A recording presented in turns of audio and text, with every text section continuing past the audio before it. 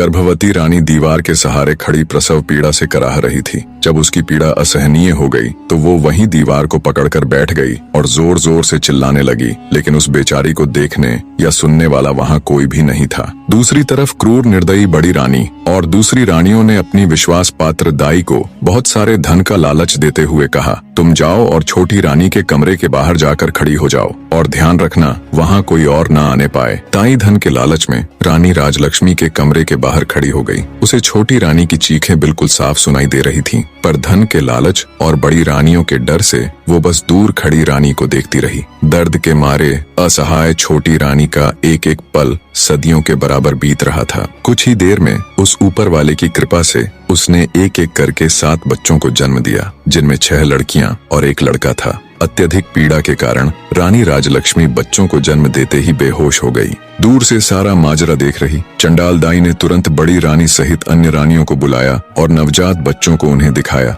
वे सब ये देखकर हैरान थीं कि छोटी रानी ने एक साथ 7 बच्चों को जन्म दिया है और सभी बच्चे बिल्कुल स्वस्थ और तंदुरुस्त हैं। मारे जलन और ईर्ष्या के उन सब की आंखें विस्मय से फैल गईं। वे सब अपनी किस्मत को धिक्कार रही थीं कि कहां हम में से किसी को भी एक बच्चा तक नहीं है, और इस गांव की गंवार को एक साथ 7 बच्चे हो गए, और वो भी बिल्कुल स्वस्थ। पर कोई बात नहीं, जो हमें नहीं मिल सका वो हम इस गवार को भी हासिल नहीं होने देंगी। क्रोध और ईर्ष्या में अंधी हो चुकी बड़ी रानी ने दाई को आदेश दिया, तुम तुरंत जाओ और कुछ ईंट पत्थर के टुकड़ों को लाकर बेसुध छोटी रानी के पास रख दो। रानी का आदेश मिलते ही दाई तुरंत कुछ ईंट और पत्थर के टुकड़े ले आई और उन्हें छोटी रानी के पास रख दिया। फिर बड़ी रानी ने बेरहमी से दाई को आदेश दिया कि अब इन नवजात बच्चों को जंगल में ले जाओ और इन्हें मारकर जमीन में दफन कर देना। इसके बदले हम तुम्हें इतना धन देंगे कि तुम्हारी 7 पुश्तें बैठकर खाएंगी। धन के लालच में अंधी दुराचारी दाई खुश होते हुए उन बच्चों को लेकर वहाँ से चली गई। उसके जाने के बाद रानियों ने वहाँ से सभी निशान साफ करके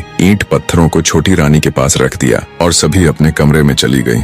थोड़ी देर में दाई जंगल से लौटकर रानियों के पास आ गई। तब बड़ी रानी ने पूछा, क्या तुमने बच्चों को दफन कर दिया था? दाई के हाँ भरने पर रानियों ने उसे खूब सारा धन देकर चलता कर दिया। जब सब कुछ बड़ी रानी की योजना अनुसार हो गया, तब वो अन्य रानियों के साथ बेसुध पड़ी छोटी रानी के पास जा ठंडे पानी के छींटे मारकर उसे होश में लाती है। होश में आते ही छोटी रानी ने पूछा, मेरा बच्चा कहाँ है? मेरा बच्चा कहाँ है? मुझे क्या संतान हुई, लड़का या लड़की? पास पड़े ईंट और पत्थरों की ओर इशारा करते हुए बड़ी रानी बोली, ये देखो, तुमने